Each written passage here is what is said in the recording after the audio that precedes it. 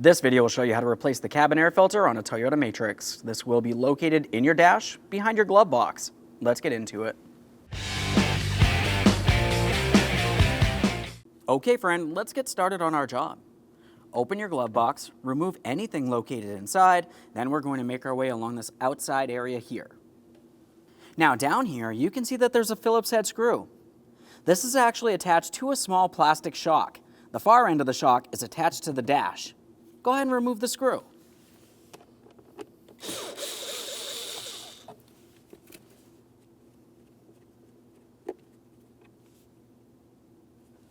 Now at this point, we should be able to take hold of this shock. We'll carefully start pulling it away from the glove box, dislodging it.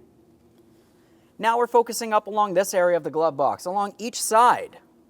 We're going to have to attempt to squeeze these areas in towards each other. We'll pull down on the glove box, and then we can release it from the lower hinge point.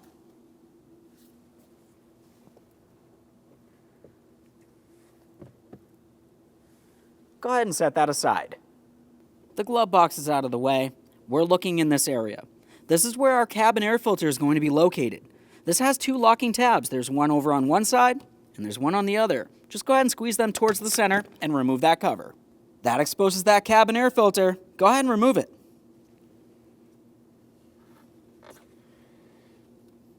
There it is, friend.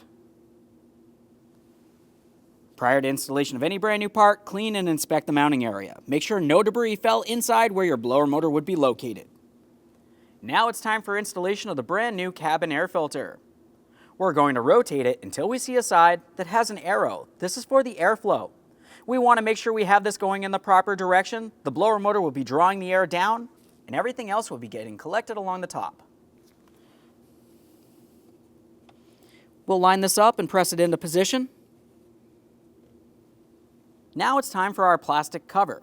When we go to put this in position, let's just make sure we have it in the proper orientation.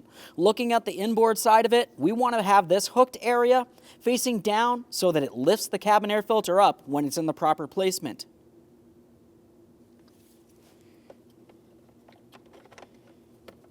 Align your locking tabs, press it in until you hear a click from both sides.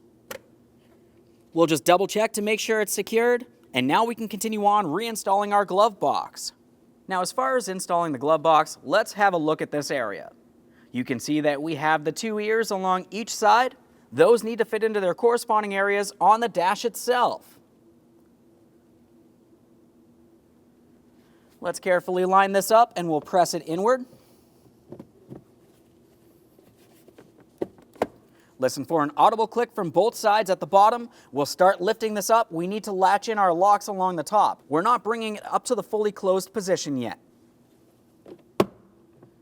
Now let's pay attention to that plastic shock. We're going to carefully take this and we'll slide it into position on our glove box here. Install your Phillips head screw.